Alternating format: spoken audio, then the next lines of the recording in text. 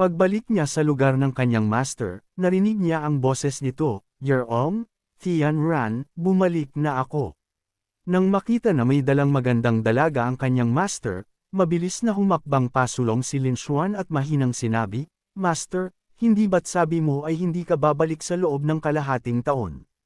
Bakit ang bilis mo namang bumalik?" Mahinang ngumiti si Lin Yunqing. "Orihinal, inakala kong magtatagal, ngunit hindi ko inaasahan na ganoon kaina ang kabilang panig. Siyempre, maaga akong bumalik pagkatapos maaga ang pagtapos ng trabaho." Ang dalaga sa likuran niya ay nagsabi ng hindi kumbinsido, "Kung hindi mo sinamantala ang pagkabahala ng aking ama para ambusin siya, kahit ikaw ay isang immortal." Bago pa siya matapos magsalita, isang hindi nakikitang kamay ang humawak sa kanyang lalamunan, pinigilan siya sa pagsasalita. Ang boses ni Lin Yunqing ay umalangaw sa kanyang isip, "Hindi ko lamang nasil ang lahat ng iyong cultivation kundi naglagay din ng restriction. Lahat ng nangyayari dito ay hindi maaaring ilabas.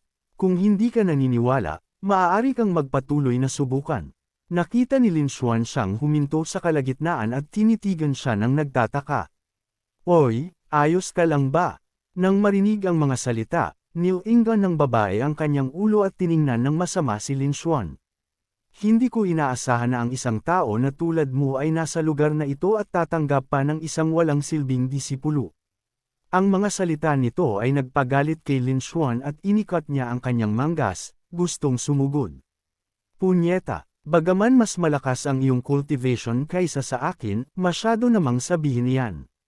Kung hindi ipapakita ng tigre ang kanyang lakas, akala mo talaga ay kuting lang ako." Nang makita na magsasagupaan na ang dalawa, sa malalim na tinig ay sinabi ni Lin Yunqing, "Sige na kayong dalawa, itigil niyo na ang pagtatalo. Hayaan niyo akong formal na ipakilala siya. Ang pangalan niya ay Wang. Mula ngayon, siya ay magiging isang menial worker sa Chuhai Peak. Siya ang mamamahala sa paglilinis, paggugupit ng mga bulaklak at halaman. Bagaman siya ay isang servant lamang, hindi mo siya basta-basta pwedeng bugbugin, sigawan, o insultuhan ng walang dahilan, at hinding-hindi ka pwedeng sumingit sa isang silid sa hating gabi para gumawa ng mga bagay na hayop. Ayaw kong magpalaki ng bata para sa iyo sa susunod na taon."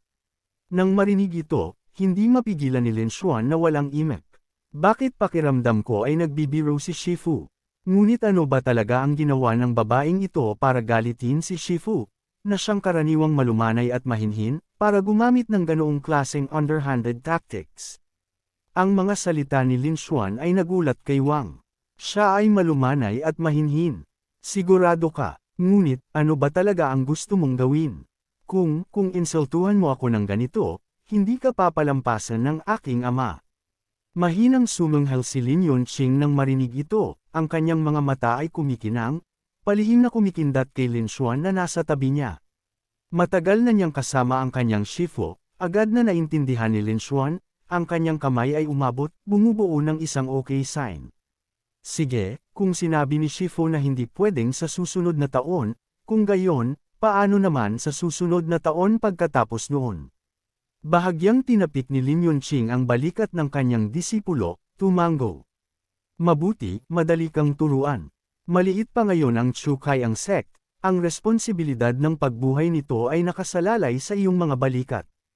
Kaya, sa ilalim ng tingin ni Wang, si Lin Xuan ay mukhang isang masarap na matandang kontrabida.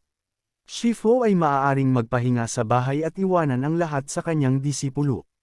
"Hihi, napakabuti. Maghanda ka, haharapin natin siya ngayong gabi." "Okay, Shifu." Ang mga salitang ito mula sa dalawa ay nagpa-tremble ng buo kay Wang. "Ikaw." Nakita ni Lin Xuan siyang ganoon at humakbang pasulong ng marahan. "Shifu, mukhang malapit na siyang umiyak. O dapat ba nating itigil ang panunukso sa kanya? Ako ba ang klase ng tao na nagbibiro? Punyeta, seryoso ba siya?" Hindi na kaya ni Wang. Lumuhad siya sa lupa at nagmakaawa ng tawad. "Alam ko ang aking pagkakamali.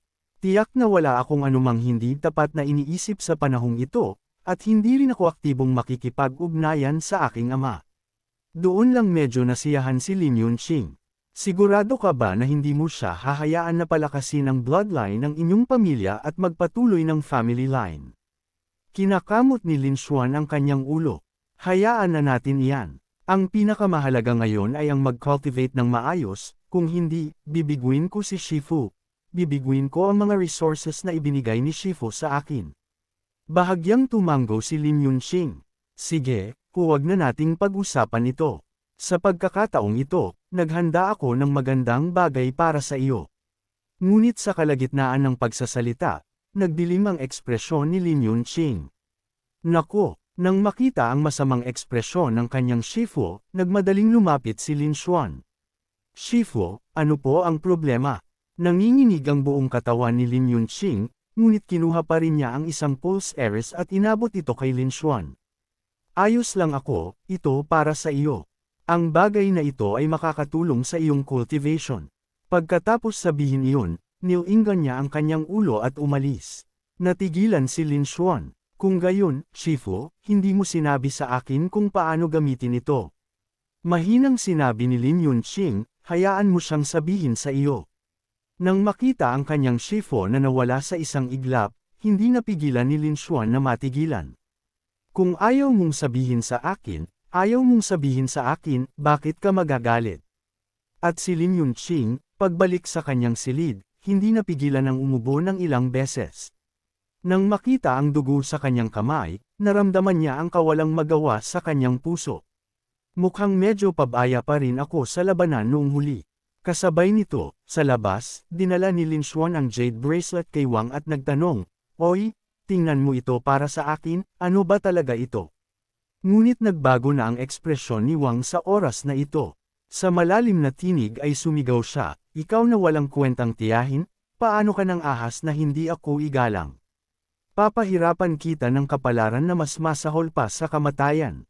Basta't wala ang bruhang iyan, madali lang kitang patayin." Ngunit bago pa siya makakilos, bigla niyang naramdaman ang isang kakaiba sa kanyang katawan. Ang palad na ipinampalo niya sa dibdib ni Lin Xuan ay isang normal na tapik lamang ng isang tao, walang kahit kaunting cultivation. Pagkatapos tamaan, natigilan muna si Lin Xuan, pagkatapos ay malakas na tumawa. "Ano ang ginagawa mo? Kahit gusto mo akong papaboran, hindi mo dapat hinahaplos ang aking likod. Ano ang ibig mong sabihin sa paghaplos sa aking dibdib? Bukod pa rito, parang hindi ka kumain. Hindi mo ba alam na kailangan mong gumamit ng kaunting lakas kapag hinahaplos ang likod ng isang tao?" Nanginginig si Wang. Hindi, nanginginig siya sa takot at mabilis na lumuhod sa lupa, nagpatira pa. "Nagkamali ako. Hindi ko na ito gagawin muli." Ang mga salitang ito ay nagpatigagal kay Lin Xuan. "Ha? Ano ang ibig mong sabihin? Ayos ka lang ba?" Tinitigan ni Wang si Lin Xuan at nagtanong. "Sino ka ba talaga? Para sa kanya, ibinigay niya talaga sa iyo ang kayamanan na ito." Nagtatakang tanong ni Lin Xuan, "Baliw ka ba? Hindi mo ba ako nakita na tinatawag siyang Shifu kanina? Magsalita, pipi ka ba? Ikaw ang pipi. Sa tingin mo ba ayaw kong magsalita? Kung hindi dahil sa pesting restriction na iyon, pinatay na sana kita ng 1,000 beses." Pinagmamasdan si Lin Xuan na nagkakalkal sa singsing sa kanyang kamay, walang imek si Wang. Ang tanga na ito ay hindi man lang marunong gumamit ng ganoong kayamanan. Nagtataka ako kung anong Qianun space ang iniwan ni Liu Qing sa singsing na ito. Hayaan mong gamitin ko ang aking inner energy upang maging isang spirit at makita kung ano ang nasa loob. Dahil dito, gumawa siya ng hand seal at inihagis ang kanyang spiritual power sa singsing. Sa isang iglap, ang kanyang kamalayan ay lumitaw sa ibang espasyo. Pagtingin sa paligid, hindi napigilan ni Wang na matigagal. Mayroong ganitong siksik na power of the extreme daw dito. Kung gagamitin ito upang makalusot sa Immortal Emperor Realm, ito ay tunay na pinakamahusay na lugar para sa secluded cultivation. Ngunit habang lumubog ang kanyang divine sense sa espasyo, ang singsing sa labas, nakita lang ni Lin Xuan siyang biglang nawala ng malay sa harap niya. Sumugod siya at sumigaw, "Oy! Oy! Gising! Gising! Bakit biglang walang buhay ang mga mata mo? Kailangan mong kumapit. Oy, bakit hindi pa siya gising? Masyado bang malumanay ang aking hawak para maging epektibo?" Kung hindi pinahirapan ng ganoon, sa wakas ay nagising si Wang. "Malumanay, nagbibiro ka ba? Kaunti pa at umakyat na sana ako sa langit. Huwag ka. Oy, may pangalan ako. Ano ang pangalan mo? Nagtatakang tanong ni Lin Xuan. Ako, ang pangalan ko ay Wang Pride. Haha, Crabwalk. Ang kakaibang pangalan. Hindi napigilan ni Lin Xuan na takpan ang kanyang bibig at tumawa. Nang marinig ito, medyo nagalit si Wang. Naglalekuhan ka lang pala sa buong panahon. Kung kinikilala mo ang reyna na ito, bakit hindi ka pa lumuhad sa akin?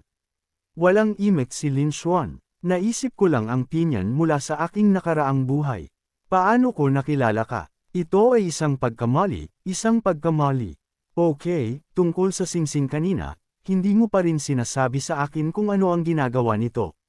Walang pag-aalinlangan na ipinaliwanag ni Wang. Sa madaling salita, ang pag-cultivate sa loob nito ay katumbas ng pagkakaroon ng 2 beses na mas maraming oras kaysa sa iba. Nang marinig ito, hindi mapigilan ni Lin Xuan ang tumingin sa singsing ng may pagtataka. Napakakatakot ba talaga niyan? Kung totoo ang epektong ito, hindi ba ako lalaban sa langit? Kumerbo ang sulok ng bibig ni Wang habang tinitingnan ng kanyang inosente, walang alam na mukha. Bakit nga ba tinanggap ka ni Lin Yunqing? Kaya nga, mayroon nga bang nakakita sa mundo? Hindi ka ba nananatili lang sa Chihai Peak bilang isang handyman ngayon?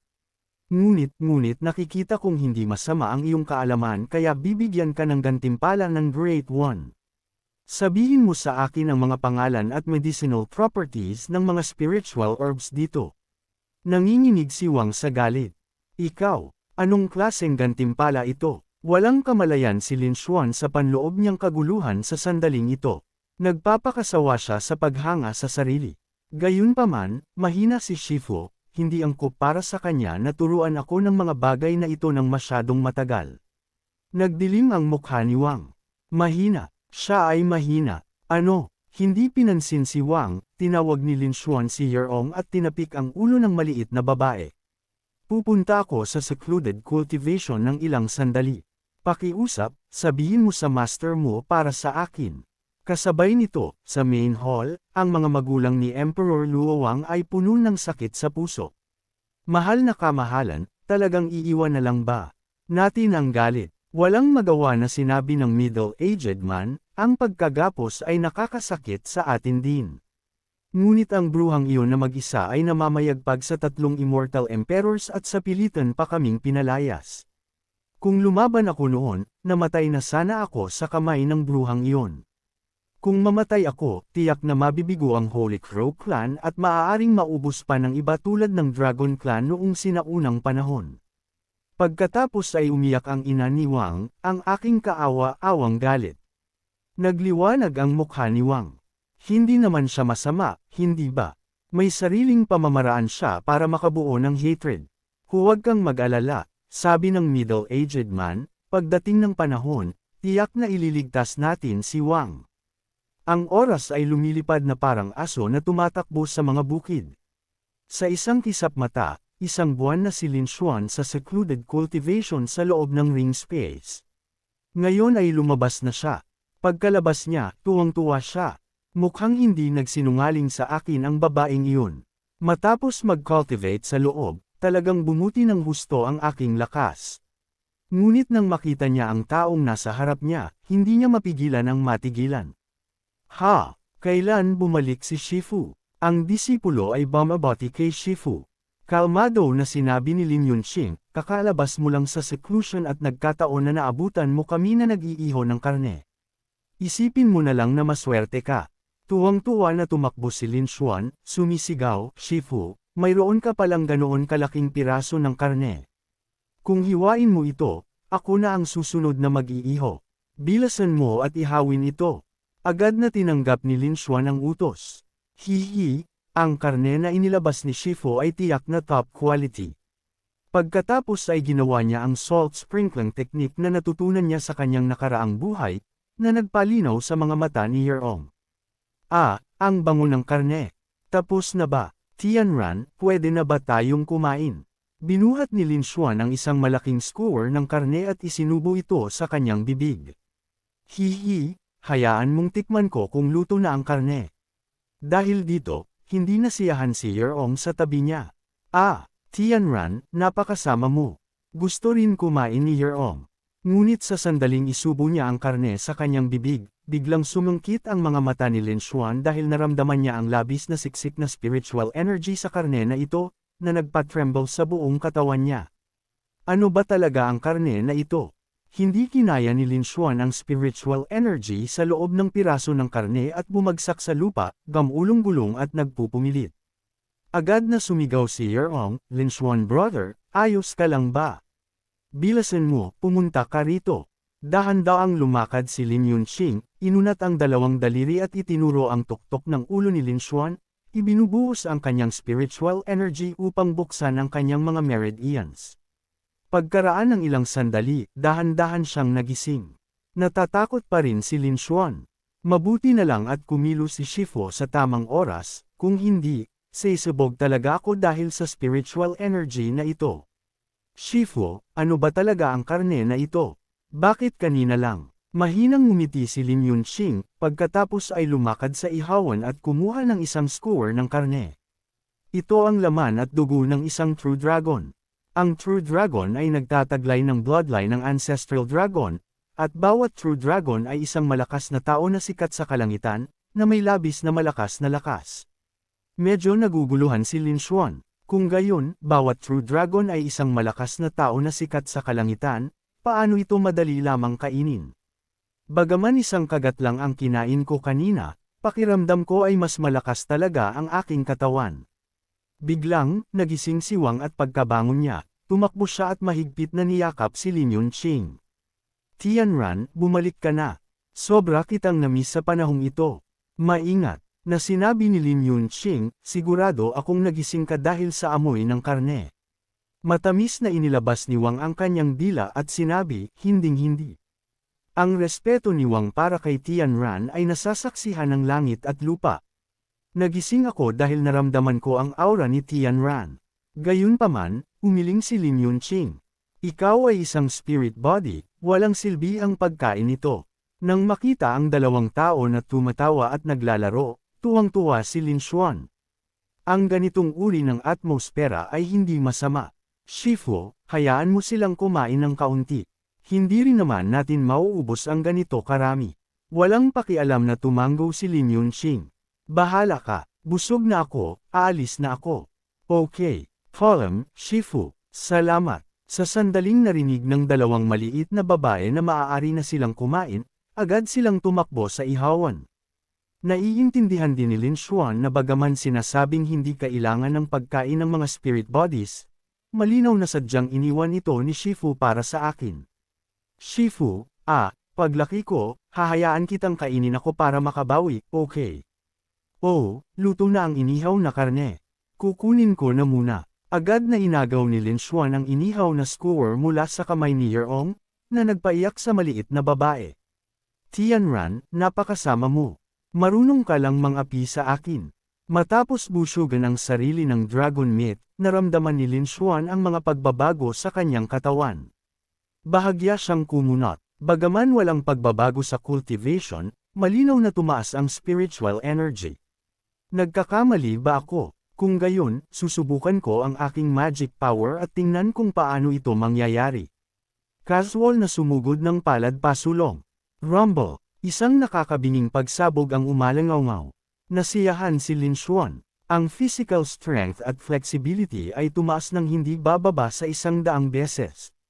Ngunit, Tianran, paumanhin, masyado akong gumamit ng lakas kanina at nagkabitak-bitak ang lupa. Sa kasalukuyan kong lakas, ang paglahok sa sex grade competition ay parang pang-aapi na. Sa sandaling ito, narinig ni Yeong at Lin Xuan ang isang malambing na musika sa kanilang mga tainga. Maging ang mga tree spirits na naglilinis at nagpupuno ay narinig din ito. Ang tunog lang na ito ng zither ay kayang yugyugan ang 4 na direksyon. Makikita na hindi talaga ordinaryo ang kanyang lakas. At sinundan ni Lin Xuan ang musika, nakita niya ang kanyang magandang Shifu na nakaupo doon, naglalaro ng zither. Naalala niya 2 buwan na ang nakalipas sa main hall ng Invincible Sect, ninas siya sa sarili. Punyeta, walang elder ang gustong tanggapin ng isang henyo na tulad ko. Isang araw, pagsisisihan nila ito. Habang paalis na si Lin Xuan sa Invincible Sect, narinig niya ang boses ng kanyang master sa kanyang tainga, "Lin Xuan, sumunod ka sa akin." Tinuro ni Lin Xuan ang kanyang sarili. Ako ba ang kausap mo? Sigurado ka bang ako? Mayroon pa bang ibang pangalan na Lin Xuan dito? Kalmado na sumagot si Lin Yunqing. Nang makita na sa wakas ay kinikilala na siya, tuwang-tuwa si Lin Xuan. Elder Chu Hiang ay pinili talaga ang isang hindi kilalang tao na tulad ko mula sa libu-libong Outer Sect disciples. Maaaring sa wakas ay magbabago na ang aking buhay. Oo, naisip ito, lumapit siya sa kanyang master. Huminto si Lin Yunqing sa ginagawa niya at casual na sinabi, "Maaari mo itong isipin bilang ward room bago magsimula ang grand competition ng sekta bukas. Kung matalo ka, magsisisi ka."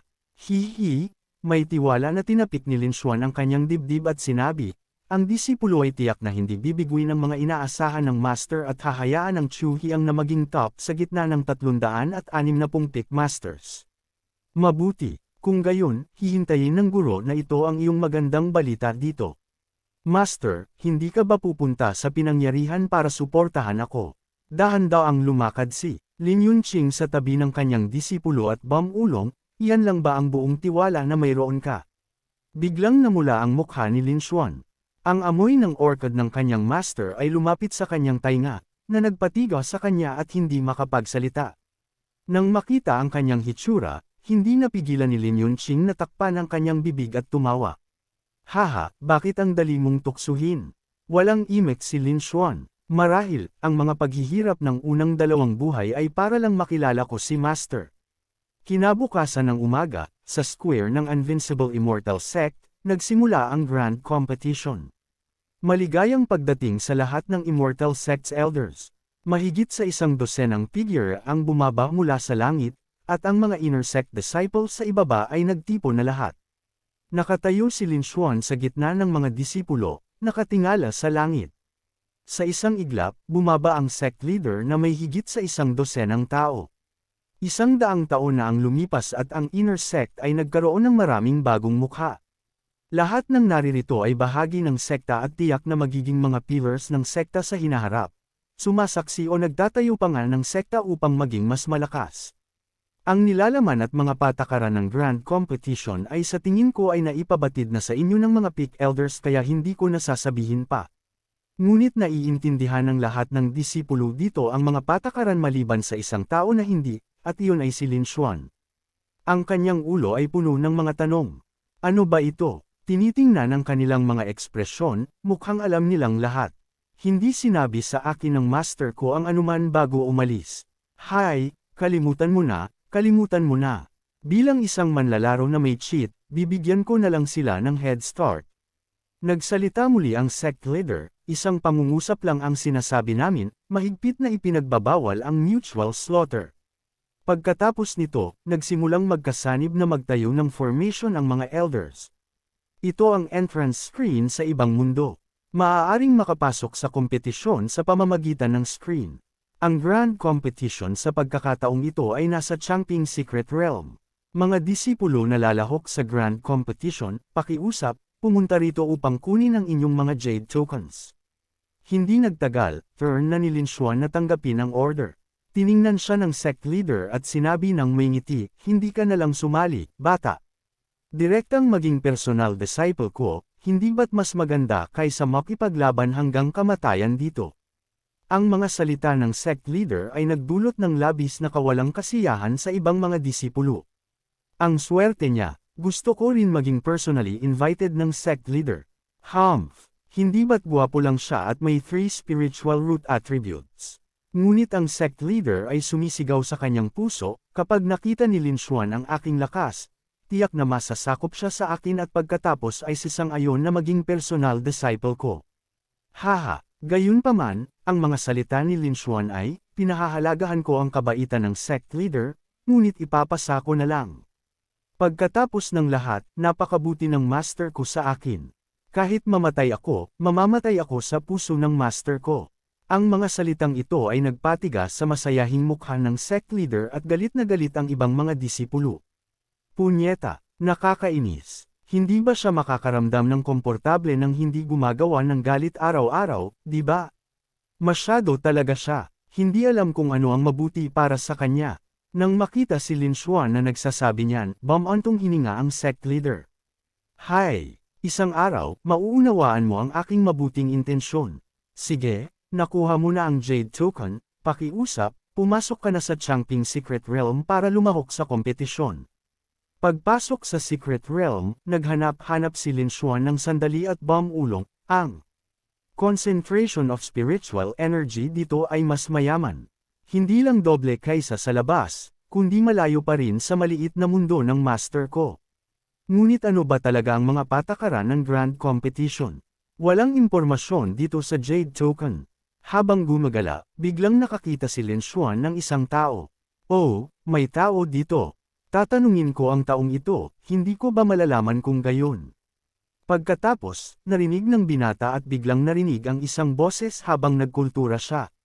Nilinggan niya ang kanyang ulo upang tumingin. Sino iyan? Humakbang pasulong si Lin Xuan at malakas na sumigaw, napalibutan ka na ng mag-isa ko. Ang mga salitang ito ay nagpatigas sa mukha ng binata na parang puwet ng poto. Mukhang may sakit ang taong ito. Hindi ka man lang nag-abalang iakma ang spiritual energy fluctuation sa iyong katawan at sa halip ay tumatakbo ka lang dito ng walang direksyon. Nagpapatiwakal ka ba o ano? Humalaklak si Lin Xuan. Sabihin mo sa akin ang lahat ng alam mo tungkol kay Big Sis at marahil ay pag-iisipan kung palampasin ka muna. Kung hindi, galit na galit ang binata kaya tumalon siya. Huwag mong isipin na dahil gusto ka ni Old Xing ay kaya mo nang hindi igalang ang lahat. Kahit na ang pagdadala dito ay nakakagulo sa iyong spiritual energy sa loob ng 1 oras sa pinakamahaba, o 2 o 3 oras sa pinakamalala, sa tingin mo ay matatakot ako sa iyo. Kumerba ang labi ni Lin Xuan. Sa tingin ko, hindi mo plano magsalita, ha? Tumawa ang binata. Walang itinatago. Pinagsisikapan kong sanayin ang aking katawan. Masyado ka pang sariwa kung sa tingin mo ay kaya mo ako. Tama na ang usapan, sinabi ni Lin Xuan, mahina ang boses. Sa ilalim ng takot na tingin ng binata, sumuntok si Lin Xuan ng direkta sa kanyang mukha. Bang! Lumipad pa atros ang binata ng 12-dosenang metro, bumagsak ng malakas sa paanan ng isang puno. Hindi niya napigilan ang dumura ng isang bibig ng sariwang dugo, ang buong katawan niya ay nababalutan ng sugat. Ubo, ito, paano ito posible? Nagagamit mo ang spiritual energy mo. Lumakad si Lin Xuan papunta sa kanya, nakakrus ang mga braso. Itigil mo na ang pagbubulungan sa sarili mo. Bibigyan kita ng huling pagkakataon. Sabihin mo sa akin ang lahat ng alam mo. Samantala, sa Geo Arena, nakita ng Invincible Sect ang eksenang ito sa pamamagitan ng mga naitalang larawan at nagsimulang magbulungan ang mga disipulo. Sect leader, niloloko ni Lin Xuan. Tiyak na gumagamit siya ng isang uri ng item upang sugpuin ang mga fluctuations of spiritual energy sa kanyang katawan, kung hindi, paano mangyayari na ang kanyang katawan ay ganap na hindi nasaktan. Seryosong sinabi ng sect leader, ang Independent Secret Realm, bukod sa teleportation mula sa Yuan Realm, ay talagang magdudulot ng fluctuation sa spiritual energy sa loob ng katawan. Ngunit ang hindi ko sinabi sa inyo ay kung ang katawan ay sapat na malakas, kaya nitong tiisin ang spatial distortion sa panahon ng teleportation. Bukod pa rito, wala pa ring magic treasure na kayang harangin ang mga fluctuations na ito. Ang mga disipulo na nakarinig nito ay naligo sa malamig na pawis, nanginginig ang buong katawan. Kung ganoon, hindi ba ibig sabihin na ang katawan ni Lin Xuan ay mas malakas kaysa sa ating lahat dito? Tumawa ng mahina ang Invincible Sect Leader. Patuloy lang kayong manood. Napakaraming taon na ang lumipas simula nang magkaroon ng Boundless Immortal Sect ng isang disipulo na may ganitong hindi kapani-pani walang talento. Sa loob ng Secret Realm, nang makita na nag-aatubili pa rin ang disipulo, muling sinabi ni Lin Xuan, mahina ang boses, tapos ka na bang mag-isip, bro? Tigilan mo na ang pagpapaliban. Ang disipulo, bagaman, galit na galit, ay nagngalit pa rin ng ngipin at sinabi, habang lumilipas ang oras, liliit ng liliit ang Secret Realm. Pagkatapos ng 10 araw, magsasara ang Secret Realm at sinuman ang may pinakamaraming Jade Tokens sa kanilang mga kamay sa panahong iyon ang mananalo. Hinaplos ni Lin Xuan ang kanyang baba, na parang biglang nakaintindi, kaya ibig sabihin, kailangan mong umasa sa sarili mong lakas para agawin ang mga ito sa iba, di ba? Tama, ngunit ang mga Jade Tokens ay may mga espesyal na runes. Kahit agawin mo ang mga ito, maaari mo lang silang itago sa iyong sarili at hindi mo sila mailalagay sa iyong storage pouch. Sa sandaling umalis ang isang Jade Token sa iyong katawan, agad itong ay teleport palabas, kahit aksidenteng mahulog mo ito sa lupa dahil nanginginig ang kamay mo. Nakikinig si Lin Xuan, kinuha ang sarili niyang token para suriin ito, at bahagyang tumango.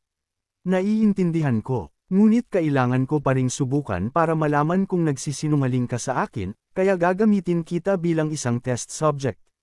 Nang matapos siyang magsalita, kinaway ni Lin Xuan ang kanyang kamay at ang token sa katawan ng ibang disipulo ay inagaw. Dahil dito, nagalit ang disipulo. Hindi mo ba sinabi na palalampasan mo ako? Nang makita ang disipulo na na-teleport palayo, ngumiti si Lin Xuan. Hindi ka sumang-ayon sa mga kondisyon nang inialok ko ang mga ito. Huli na para sabihin ngayon. Hey, kaya kung iyan ang rule, hindi ba't mas kaunting pagsisikap na maghintay na lang ang iba na makakolekta ng tiyak na bilang ng mga tokens at pagkatapos ay direktang agawin ang mga ito sa kanila sa halip na agawin ang mga ito sa bawat tao isa-isa. Kaya't casual na umupo si Lin Xuan sa isang puno, nagpapahinga. Isang oras pagkaraan, bigla siyang nakarinig ng kaunting paggalaw sa ibaba. May paparating. Hindi ko naman talaga gustong mangapi ng masyado, ngunit kung may nag-aalok ng kanilang sarili, walang dahilan para hindi kumain, di ba? Naisip ito, tumalon siya mula sa puno, na ikinagulat ng taong nasa harap. Mahinang ngumiti si Lin Xuan, takot na, pinapayuhan kita. Ngunit bago pa siya matapos, isang malinaw na boses ang umalingaw sa tabi ng kanyang tainga. Ikaw ba iyan? Huminto si Lin Xuan, tiningnan ang taong nasa harap niya. Ikaw si Fang Bai, isang magandang dalaga na may malaking dibdib, platinum blonde hair, at mga mata na kasing kinang ng isang lawa ang lumitaw sa harap ni Lin Xuan. Sa sandaling nakita ni Fang Bai si Lin Xuan, masaya siyang sinabi, ikaw siguro si Lin Xuan. Agad siyang lumapit at ipinahid ang kanyang malalaking suso sa braso ni Lin Xuan. Wow, sa wakas ay nakakilala ako ng isang tao. Bumilis ang tibok ng puso ni Lin Xuan, namula ang mukha habang ganoon kaagresibo ang pakikitungo ng babaeng ito. Nang makita ang pagkapahiya ni Lin Xuan, nagtatakang tanong ni Fang Bai, may problema ba, Lin Xuan? Mabilis na itinulak ni Lin Xuan si Fang Bai, sinasabing, hindi pwede iyan, hindi pwede. Ang mga lalaki at babae ay hindi dapat magdikit. Ngunit sino si Fang Bai? Ang big boobs and never starving ang kanyang motto. Hayaan mo na iyan. Maraming tao ang naglalayong makakuha ng top spot sa pagkakataong ito, bakit hindi tayo magsanib puwersa? Kung hindi, dehado ka mag-isa. Dahil sa dalawang napakalaking sandata na tumama sa kanyang mukha, dumudugo na ang kanyang ilong. Ito, napakalaki ng mga pagbabago mo pagkatapos ng maraming taon na halos hindi ko na kaya. Ano ang gagawin ko rito?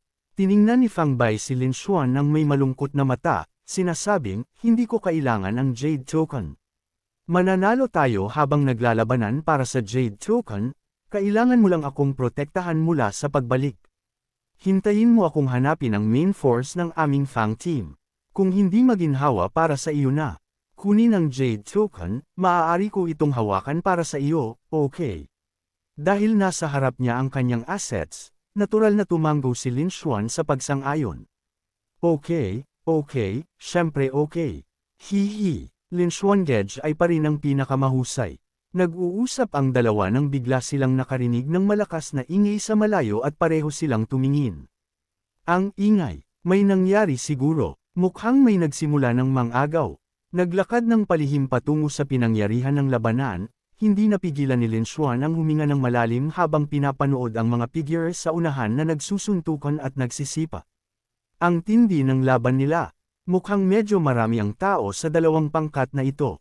Sa tabi niya, tiningnan siya ng babaeng si Fang Bai ng malungkot at sinabi, sinasabi ko sa iyo, Lin Xuan Ge, umalis na lang tayo. Alinman sa dalawang pangkat na ito ay hindi natin kayang labanan. Bumaba ang tingin ni Lin Xuan at agad na tumama ang kanyang mga mata sa dalawang napakalaking suso, na nagpalabas sa kanya ng isa pang bibig ng dugo.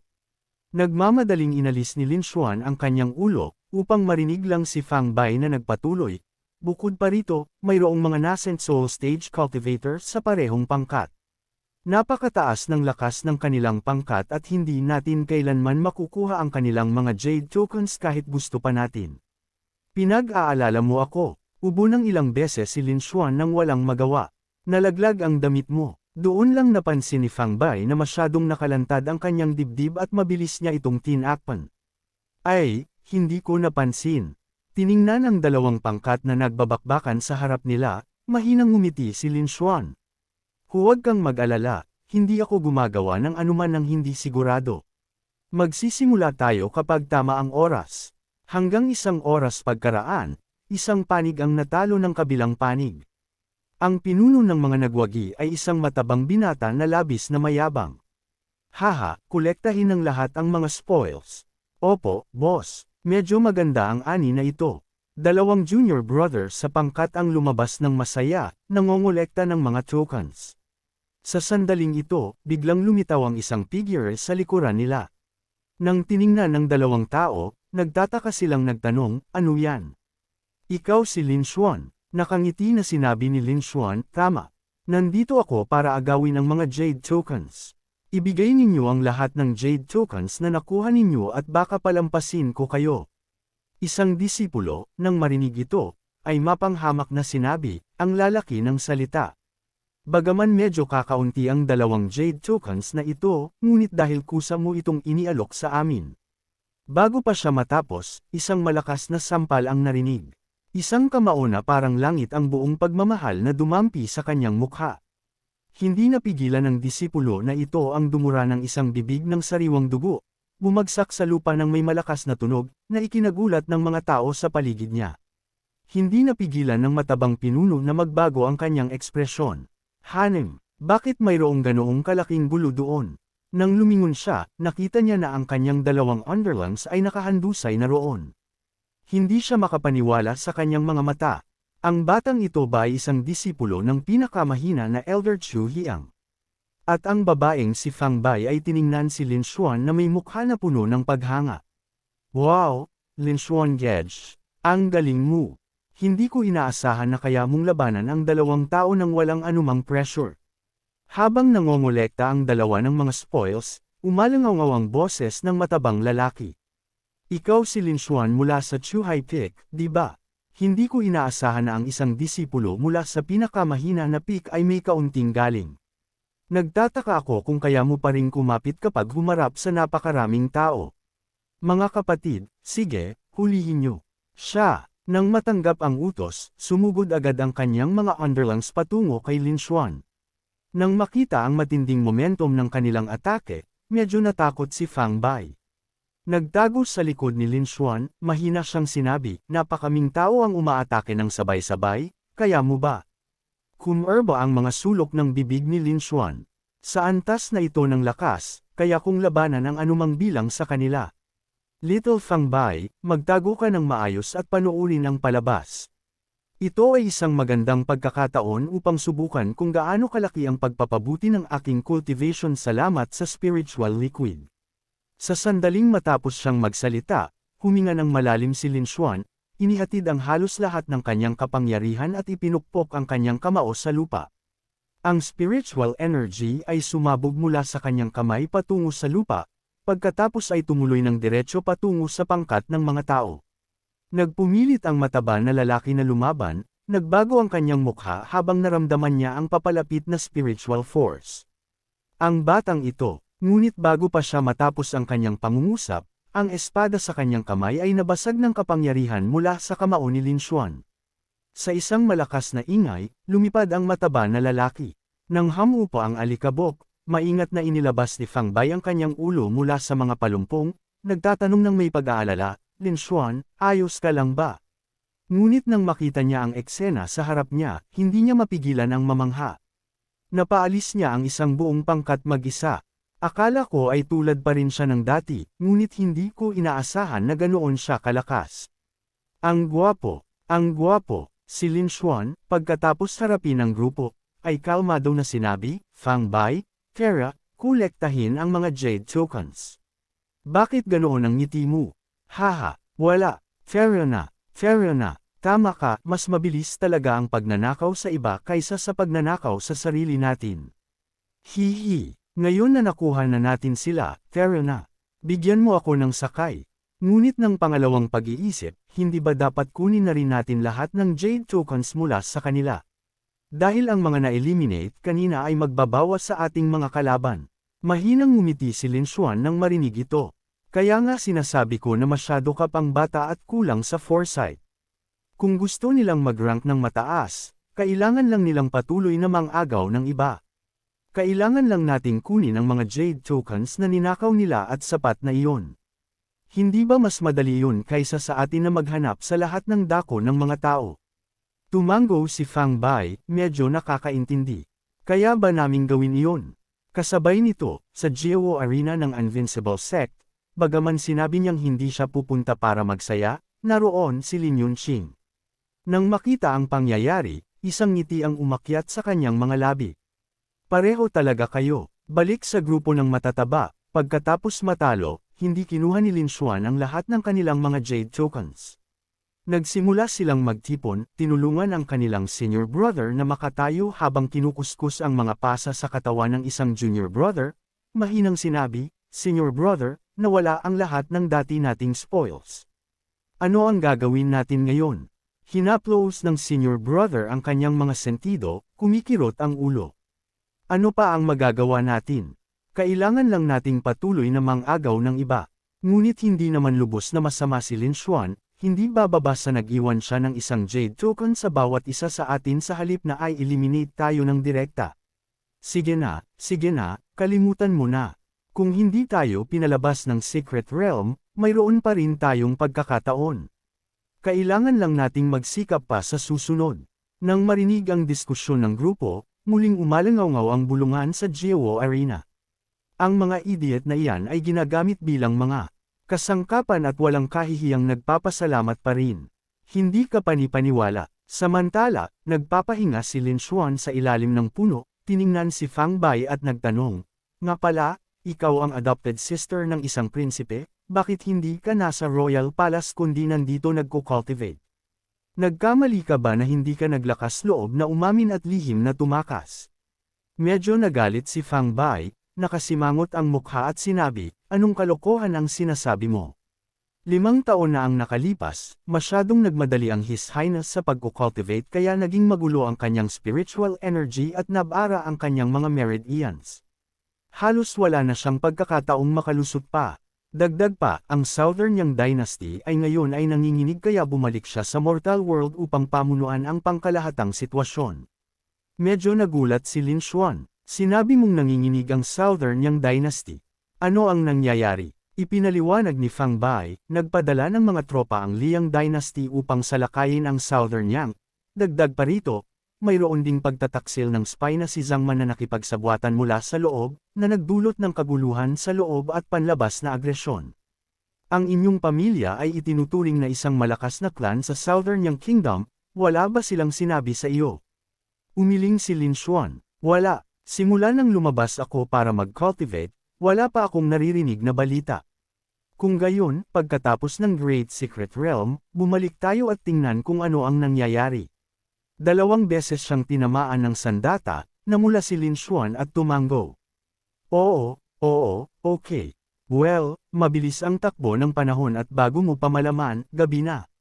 Nang araw na iyon, matapos harapin ng mataba at ng kanyang mga junior brothers ang isang grupo ng mga tao, napuno ng pawis ang kanyang ulo. Phew! 2 beses na pagnanakaw sa isang araw, hindi madali. Ngunit bago pa nila makolekta ang kanilang mga spoils, isang masamang boses ang umalingaw sa likuran nila. "Oh, plano ko sanang magpahinga, ngunit hindi ko inaasahan na makakasalubong ako ng napakaraming tao." Nang makita si Lin Xuan na dumating, hindi napigilan ng mataba at ng kanyang mga junior brothers na magbago ang kanilang mga ekspresyon. "Lin Xuan, bakit ka nandito na naman?" Hindi nag-abal si Lin Xuan na kamutin ang kanyang tainga. "Seryoso, ako lang ba o sobrang init ngayong gabi?" Isa sa mga babaeng disipulo, na hindi makapagpigil ng galit, ay sumigaw, "Kung hindi mo inagaw ang aming mga Jade tokens kanina, siguro mayroon na kaming mahigit 100 ngayon. Ano ba talaga ang gusto mo?" Gracefully na bumaba si Lin Xuan mula sa puno, casual na sinasabi, ibigay ang lahat ng jade tokens na inagaw ninyo. Huwag nyo nang subukang lumaban, bilang respeto sa inyong mga master, ipinapangako kung hindi ko kayo hahayaang ma-eliminate. Dahil dito, nagalit ang mataba at ang kanyang grupo. Seryoso, akala mo ba manok kami na nangangitlog? Gusto mo lang kunin ang mga ito sa sandaling makuha namin sila. Ginugulpi mo kami ng sobra, Lin Xuan. Okay, sagot niya, kung hindi ninyo ibibigay, kailangan kong gawin ito muli. Kaya bibilang ako ng 3. Kung walang magsasalita, kikilos ako. 3, 2, nang makita na seryoso si Lin Xuan, agad na sumigaw ang mataba, teka. Sino ang mag-aakala na ang ganitong kalaking tao ay ibibigay lang ang bag ng mga jade tokens ng ganoon? Isa sa mga junior sisters ang hindi napigilan ang sumigaw, Senior brother, ano ang ginagawa mo? Casual na hiniblot ni Lin Xuan ang bag ng mga jade tokens, nakangiti. Iyan ang espiritu, alam mo na, well, aalis na ako ngayon. Column, nang makita si Lin Xuan na umalis, hindi napigilan ng grupo ng mga disipulo na magmura. Punyeta, senior brother, ibinigay mo na lang sa kanya ng ganoon. Hindi ba't nagtrabaho lang tayo nang wala?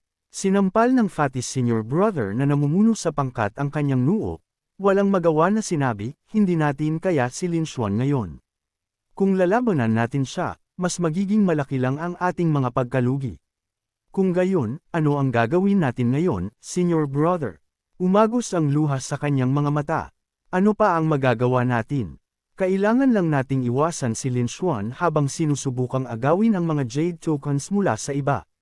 Kasabay nito, pagkatapos umalis, medyo nag-aalala pa rin si Fang Bai, sinasabing, bagaman mabilis ang pag-agaw ng mga jade tokens, handa ba silang maging kasangkapan natin magpakailanman?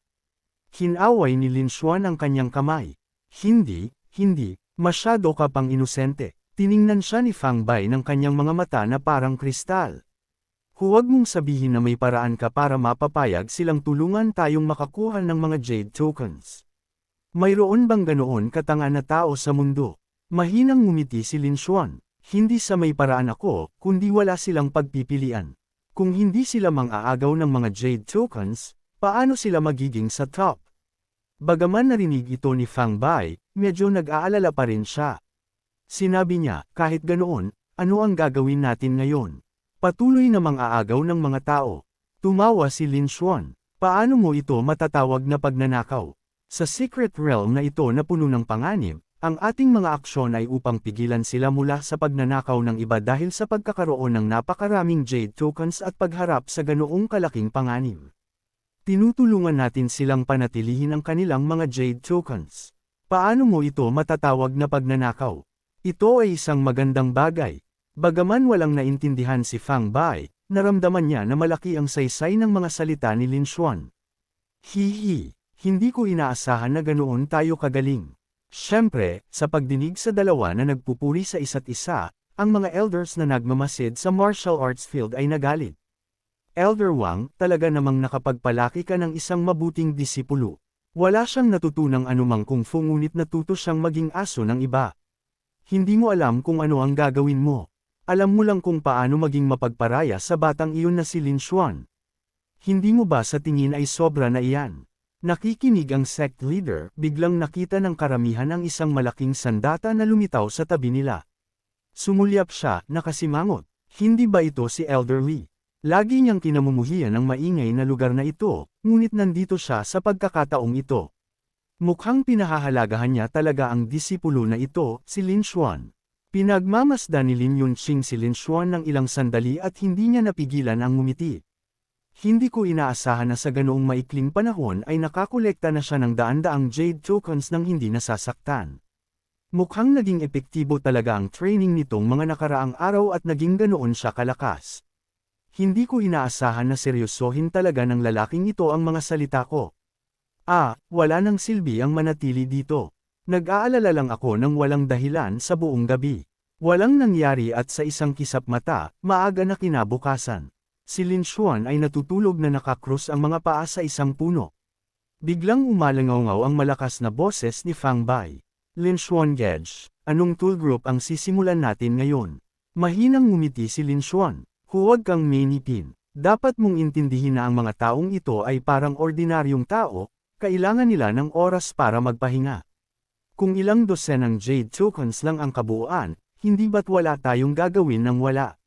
Sige na, tumango si Fang Bai na parang sisiw na tumutukan ng bigas. Ang sinabi mo ay talagang may saysay.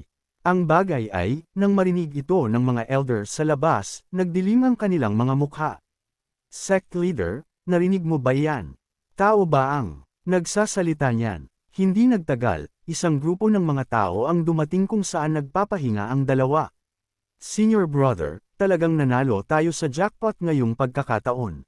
Maraming salamat sa pagdala sa akin, senior brother. Nang makita ang pagdating ng grupo, kitang-kita ang pagkabigla ni Fang Bai. Nagtatakang tumingin si Lin Xuan. Ano ang problema? Sumagot si Fang Bai, boss. Ang grupo sa unahan ay mula sa parehong paksayo ng elder na kinaroroonan ko. Bahagyang kumunat ang noo ni Lin Xuan. Kung nag-aalala ka, hindi mo na kailangang lumabas mamaya. Huwag mong sirain ang relasyon mo sa iyong sekta. Ngunit umiling si Fang Bai. Hindi iyon. Ang ibig kong sabihin ay hindi maganda ang relasyon ko sa kanila, ngunit dahil magkakasama kami sa sekta, baka magpabiye sila. Tinapik ni Lin Xuan ang kanyang balikat, hinihikayat siya. Magaling, napakahusay, madali kang turuan. Kaya lumabas si Fang Bai mula sa kanilang pinagtataguan. Senior brothers, hello, boss. Nagulat ang mga disipulo nang makita si Fang Bai. Ha, hindi ba si junior sister Fang Bai yan? Mukhang malakas ka pa rin tulad ng sabi ni Master. Ha, masyado lang mabagal at hindi makasabay sa main group. Nakangiti si Fang Bai. Hindi ba't dahil sinadya ninyo akong iwanan? Ngunit ang sinabi niya ay, Senior brothers, huwag niyo akong asarin. Nandito ako para ipakilala sa inyong lahat ang isang tao. Ang lalaki na tila pinuno ay kumunat ang noo. Ha, sino iyan? Hayaan niyo akong ipakilala sa inyong lahat, Senior brothers, ito si Lin Xuan mula sa Chuhai Cake. Humakbang pasulong si Lin Xuan, casual na sinasabi. Ang layunin ni Fang Bai at ako sa pagpunta rito ay upang nakawin ang inyong mga Jade Tokens. Nagulat ang nangungunang disipulo. Magaling, nakipagsanib puwersa ka sa isang outer sect dude. Haha, kung gayon, huwag mo akong sisihin kung hindi ako magpakita ng awa, junior sister. Dahil dito, binunot niya ang malaking espada mula sa kanyang baywang, itinuro ito ng diretsyo kay Lin Xuan. Tiningnan ang espada na naglalabas ng napakalaking spiritual power sa harap niya, namangha ang kanyang mga kasamang disipulo. Ibinigay ni Master kay senior brother ang magic weapon na ito. Ang inggit. Ang magic weapon na ito ay nagpapataas ng iyong win rate laban sa mga cultivators ng parehong realm ng 30%. Lin Xuan, patay ka na sa pagkakataong ito. Nang makita ang kanyang senior brother na sumusugod na may matinding aura, medyo nag-aalala din si Fang Bai. Brother Lin Xuan, mag-ingat ka. Ngunit sa isang kisap mata, nawala si Lin Xuan sa paningin. Bago pa makapag-react ang disipulo, lumipad ang kamao ni Lin Xuan. Masyado kang mabagal. Wham! Isang malutong na tunog ang umalangaw-ngaw. Ang disipulo ay dumura ng isang bibig ng sariwang dugo, nawala ng ilang ngipin sa harap habang lumipad siya paatros. Nang makita ang eksenang ito, natigilan ang mga disipulo na kasama niya. Ano ang nangyari? Si senior brother ay tinanggal bago pa man madikit si Lin Xuan. Ngunit hindi man lang namin nakita si Lin Xuan na umaatake. Paano nangyari, senior brother? Senior brother, ayos ka lang ba? Bilasan niyo, tulungan niyo si senior brother. Ang lalaki ay nabubugbog at nagdurugo, tinitigan si Lin Xuan, nagngingit-ngit ang ngipin. Punyeta, wala akong magamit na lakas ngayon. Anak ng T** ka. Kung may guts ka, lumaban ka ng patas. Anong klaseng bayani ang umaatake ng ganyan?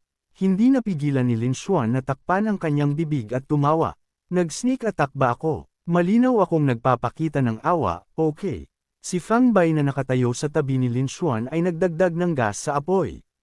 Senior brothers, huwag niyo nang subukang lumaban, sumuko na lang kayo. Bukod pa rito, mapanganib ang Mystic Realm sa paligid. Kung lahat kayo ay malubhang nasaktan, hindi ninyo mapoprotektahan ang inyong mga Jade Tokens. Gayunpaman, galit na ngayon ang senior brother, itinuro ng diretsyo si Lin Xuan at sumigaw, kahit mamatay kami ngayon, hindi namin ibibigay ang aming mga Jade Token sa isang taksil na tulad mo. Tama si Senior Brother. Pagkalabas natin dito, ire-report ko kay Master at ipapaalas siya sa sekta. Mga kapatid, fair na. Nang makita ang napakalaking momentum ng grupo upang umatake, kinaway ni Lin Xuan ang kanyang kamay. Fang Bai, umatras ka ng kaunti. Orihinal, ayaw kong maging bastos sa inyo, ngunit matigas ang ulo ninyo na parang mga mula, iginigiit ninyong bugbugin. Kaya huwag niyo akong sisihin kung hindi ako magpigil. Dahil dito, mabilis na kumilos si Lin Xuan na parang kidlat, naging isang guhit ng puting liwanag habang sumusugod siya patungo sa grupo. Sa loob ng wala pang 3 hininga, tapos na ang lahat. 2 na ang tapos. Sabi ko na sa inyo, kailangan itong mangyari. Hindi alam kung ano ang gagawin. Nang makita si Lin Xuan na lalong gumagwapo, lalong kumislap ang mga mata ni Fang Bai. Tumawa si Lin Xuan. Ano ang ginagawa ninyo dyan? Bilasan nyo at kolektahin ang mga Jade Tokens. Pareho pa rin ang mga rules, kailangan mag-iwan ng isa para sa lahat. Hindi nagtagal, ang mga Jade Tokens ay lahat ay natipon sa isang bag. Wow! Lin Xuan Ge, kasama ito, mayroon na tayong mahigit 5,000 piraso nitong mga nakaraang araw. Hindi masama, hindi masama. 3,000 pa at siguradong makuha na natin ang number 1 o 2 spot. Habang umalis si Lin Xuan, galit na galit ang mga disipulo, ngunit malubha ang kanilang mga pinsala kaya hindi sila makatayo. Punyeta, Fang Bai, Lin Xuan, hintayin nyo lang. Sa sandaling iyon, isa pang grupo ng mga tao ang lumitaw, at ang namumuno sa kanila ay walang iba kundi si Zhao Mu na tinalo ni Lin Xuan kanina. Sa sandaling dumating siya, sinabi niya nang nang-aasar, "Oy, anong nangyari sa inyo?" Nang makita kung sino ito, hindi napigilan ng mga disipulo na magngingit-ngit ang kanilang ngipin. Mga tao mula sa Yunrang Peak. Ano ang gusto mo? Mahinang tumawa si Zhao Mo. Huwag kang mainipin. Wala kaming gusto. Nagtataka lang kami kung ano ang nangyari. Ang pinuno ay nagngingit-ngit ang ngipin at sinabi, hindi ba halata? Kami ay inambus ng batang iyon na si Lin Xuan. At nagkaganito, naisip ang eksena kung paano siya pinalipad ng palm strike ni Lin Xuan. Nagngalit ang ngipin ni Zhao Mo. Lin Xuan, hindi ko hahayaan na ang pesteng batang iyon ay patuloy na maging mayabang. Dahil dito, ngumiti siya at sinabi, "Little brother, kung may galit ka kay Lin Xuan, bakit hindi tayo magplano?" Ang kasuklam-suklam na si Lin Xuan ay nagkasala ng mga karumal-dumal na krimen. Naglalamyerda siya sa Secret Realm, nagnanakaw ng maraming Jade Tokens, na nagpahirap sa maraming disipulo. Kaya nagpasya kaming magsanib puwersa para harapin si Lin Xuan. Nang marinig ito, medyo nag-aatubili pa rin ang pinuno, sinasabing, ngunit si Lin Xuan. Tumawa siya ng mahina, "Huwag kang mag-alala, mayroon tayong 6 na nascent soul cultivators dito, kasama ang maraming junior brothers para tumulong." Si Lin Xuan lang, hindi ko man lang siya pinapansin. Ang matabang lalaki na ninakawan ni Lin Xuan ng ilang beses ay naruroon din. Galit siyang sumigaw, "Tama. Ang huling 2 beses ay inambus lang tayo ni Lin Xuan at ganoon siya nagtagumpay. Ngayon, basta't magtulungan tayo ng buong puso, paano tayo hindi makakatalo sa isang Lin Xuan? 2 beses na ninakawan ka ng parehong tao at parehong beses ay ambush. Masyado lang iyon kawawa." Muling nang hikayat si Zhao Mo, "Little brother, gusto mo bang sumali sa amin o hindi?" Ang lalaking iyon ay mayroon ng malaking galit kay Lin Xuan. Bukod pa rito, kung matagumpay silang magsanib puwersa at ninakawan ang mga tokens ni Lin Xuan, maaaring magkaroon sila ng pagkakataong manalo. Naisip iyon, tumanggo siya. "Okay, sasali kami." Dahil dito, 3 pangkat na pinamumunuan ng 6 na nascent soul cultivators ang nagkaroon ng kasunduan, patayin si Lin Xuan. Agawin ang mga Jade Tokens. Kasabay nito, hindi pa rin alam ni Lin Xuan ang paparating na panganib, casual na naglalakad. Sa tabi niya, mahinang nagtanong si Fang Bai, "Lin Xuan Ge, hindi mo naman talaga sila sinaktan, di ba? Huwag kang mag-alala, lahat sila ay magagaling na katulong para sa atin na kumita ng mga tokens." "Paano ko sila sasaktan ng totoo?" Nakahinga ng maluwag si Fang Bai. Mabuti yan, mabuti yan. Bukod pa rito, mga kapwa-disipulo sila. Mabuti kung hindi sila malubhang nasaktan." Sa sandaling iyon, Isang boses ang umalangaw-ngaw sa likuran nila, Lin Xuan, huminto ka dyan. Ikaw ay mapagmataas na tinatrato kami na parang mga baboy at aso. Ngayon, tiyak na papagbabayaran kita. Nang makita ang grupo ng mga tao, mahinang ngumiti si Lin Xuan. Oh, kayo pala iyan. Mukhang may gustong makatakas sa kanilang papel bilang mga kasangkapan. Ano sa tingin mo, paano natin ito haharapin? Ano pa? Siyempre, bigyan sila ng leksyon para maintindihan nila ang kanilang lugar. Nang marinig ang dalawa na kumakanta ng magkasabay, hindi napigilan ng mga tao sa harap na magalit. Huwag mong isipin na kaya mong maging mapagmataas dahil nakipagsanib puwersa ka kay Lin Xuan. Ngayon, tuturuan kita ng leksyon sa ngalan ng aming master, ikaw na walang utang na loob na bastardo. Hinaway ni Lin Xuan ang kanyang kamay. Fang Bai, mag-ingat ka. Marami tayong kaharap ngayon. Ngunit sa sandaling iyon, naganap ang isang hindi inaasahang pagbabago. Isang bilog ng nakakatakot na pulang liwanag ang lumitaw sa likod ni Lin Xuan. Sa ilalim ng nakatatakot na tingin ni Fang Bai, si Lin Xuan ay talagang inambus ng nakatagong sandata. Lin Xuan ge, ayos ka lang ba? Ang taong nag-ambas kay Lin Xuan ay walang iba kundi si Zhao Mo. Nang magtagumpay sa isang galaw, hindi niya napigilan ang ngumisi at sinabi, hindi ko inaasahan na ganoon kakawalang pokus. Napakadali lang. Nagngingit-ngit ang ngipi ni Lin Xuan at tiningnan ng masama si Zhao Mo. Kaya pala, kaya mo lang mang-ambas. Malamig na tumawa si Zhao Mo. Ano kung inambus ko? Basta't kaya kitang talunin, wala akong pakialam kung anong paraan ang gagamitin ko. Bukod pa rito, ang atake ko kanina ay nag-seal ng iyong cultivation. Sa pagkakataong ito, hindi mo magagamit ang anumang magic power. Haha, huwag nang mag-aksaya ng salita sa kanya. Samantalahin ang kanyang kahinaan at umatake. Nang makita ang mga layer ng pag-atake na papalapit sa kanila, galit na galit si Fang Bai. Ang kanyang mga kamay ay bumuo ng isang misteryosong hand seal at isang malaking enerhiya ang inilabas. Kayo ay marunong lang samantalahin ang masamang sitwasyon. Hinding-hindi ko kayo hahayaang makamit ang inyong mga layunin.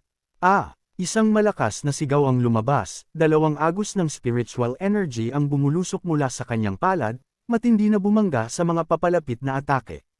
Walang katapusang umalangaw-ngaw ang mga tunog ng pagsabog.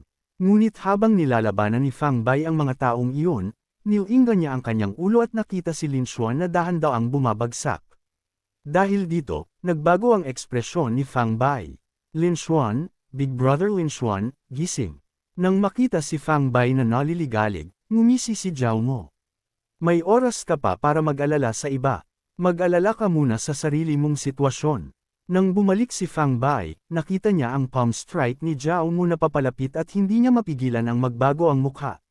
Masyadong mabilis. Walang oras para magtipon ng chi. Makakagawa lang ako ng barrier muna. Hindi ko alam kung gaano katagal ito kayang tumagal. Inunat ni Fang Bai ang kanyang mga kamay, bumubuo ng isang protective circle sa harap niya at ni Lin Xuan. Ngunit dahil sa mga barriers na ito, desperately siyang sinusubukan na panatilihin. Halos nasa kanyang limitasyon na siya, 10 hininga lang ang lumipas, Fang Bai ay naramdaman na ang pagkabigla sa dami ng atake, na may ilang tunog ng pagbasag. Hindi nagtagal, nabasag ang barrier at si Fang Bai ay pinalipad pa atras ng atake ni Zhao Mo, agad na nawalan ng malay. Dahan-daang lumakad si Zhao Mo sa tabi ni Fang Bai, malamig na tumatawa. Ano, akala ko napakatibay ninyo. Hindi pa nga kami lumalaban ng buo, nahulog na kayo. Sok, ang laking bag ng mga jade tokens. Kukunin ko. Ngunit habang nagmamayabang siya, bigla niyang naramdaman ang matinding sakit sa kanyang mukha. Nakatayo na si Lin Xuan sa isang punto, direkta na sinipa sa mukha si Zhao Mo. Ang pinakaayaw ko ay ang mga taong humahawak sa aking mga gamit, dahil natatakot akong madumihan sila. Pagkatapos sipain sa mukha, lumipad pa atras si Zhao Mo at ilang iba pang disipulo ang sumugod upang tulungan siya. Tinitigan niya si Lin Xuan nang hindi makapaniwala, sinasabing, paano ito posible? Hindi ba't nasil ang iyong cultivation? Nang aasar si Lin Xuan, para makipagtulungan sa iyong pag-arte, sinisikap ko ang aking makakaya na magpakitang gilas, kung hindi, bakit ka magpapabaya? Punyeta, minaliit tayo ng batang ito. Mga kapatid, sabay-sabay tayo. Ngunit bago pa sila makarating sa kanya, nawala ang figure ni Lin Xuan sa harap nila. Sa isang iglap, lumitaw si Lin Xuan sa ibabaw ng ulo ng grupo, naghahatid ng isang suntok na naglalaman ng matinding spiritual energy mula sa itaas, tumama ng diretso sa grupo. Ang tinamaan ng husto ng atake ay natural na si Zhao Mu nakakambas lang ni Lin Xuan. Siya ay tinamaan ng palad ni Lin Xuan at pagkatapos ay tinapak Tap Ocon sa kanyang dibdib. Orihinal, gusto ko kayong panatilihin ng kaunti pa, hindi bababa sa para makakuha kayo ng rangkang, ngunit gusto ninyong patayin ako at si Fang Bai. Kung gayon, huwag niyo akong sisihin sa hindi pagpapakita ng awa. Sinabi yan, casual na kinuha ni Lin Xuan ang Jade Token mula sa katawan ni Zhao Mo.